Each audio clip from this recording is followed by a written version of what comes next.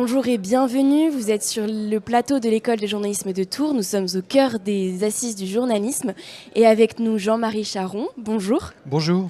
Vous êtes sociologue spécialisé dans les questions médiatiques et vous avez particulièrement travaillé sur l'insertion des jeunes dans le métier, car être jeune c'est souvent être pigiste, être jeune journaliste c'est souvent être pigiste avec des doutes, des craintes, parfois de l'insécurité par la précarité. Est-ce que se regrouper dans des collectifs, c'est le seul moyen de réussir?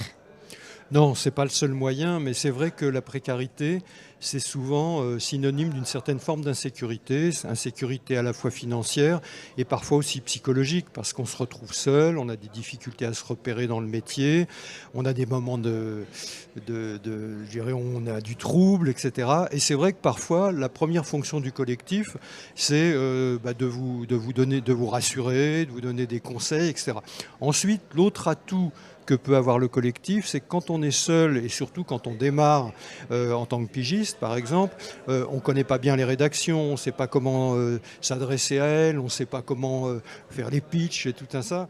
Et là finalement, dans un collectif, on va souvent vous donner des repères, on va vous indiquer des interlocuteurs dans les rédactions qui sont les personnes les plus adaptées au sujet qui vous intéresse. Et puis surtout, depuis quelques années, je le vois dans un certain nombre de collectifs, c'est l'occasion de s'insérer dans des projets plus lourds, plus complets, par exemple écrit, images, son, etc., de l'enquête, toute une série de dimensions qui vont davantage séduire une rédaction parce qu'elles ont l'impression d'avoir un projet plus lourd, plus consistant clé en main, quoi. Et il y a beaucoup de jeunes journalistes qui abandonnent au début. Est-ce qu'il y a des qualités particulières humaines pour s'accrocher dans ce métier ?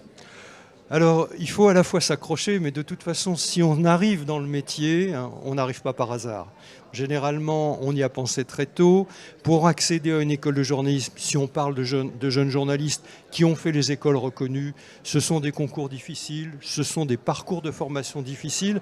Donc, on sait qu'on doit beaucoup s'investir. Alors c'est vrai que quand on entre dans la profession, il va falloir continuer effectivement beaucoup à s'investir.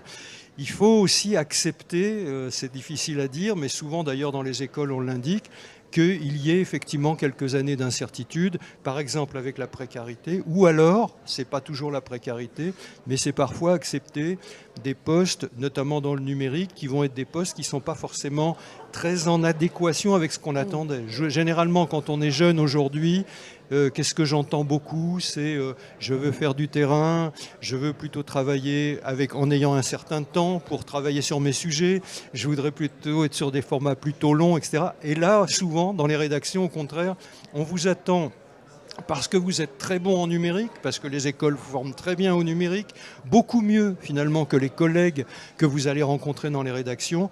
Et du coup, on va plutôt vous destiner sur ces postes de numérique. Alors parfois, ça se combine bien avec d'autres choses. Si vous allez en radio, en télévision, ça sera une partie de votre travail. Mais c'est vrai qu'en presse écrite, notamment je pense en presse quotidienne régionale ou en presse quotidienne nationale, on va souvent considérer, tu es jeune, le desk, c'est quelque chose qui est bien pour toi. Et le desk, pourquoi pas au début, mais il ne faudrait pas que ça en fasse toute une vie, quoi. Merci Jean-Marie Charon. Merci à vous d'avoir regardé cette interview et vous pouvez retrouver l'intégralité de nos contenus sur les sites de l'école et de factoscope.fr.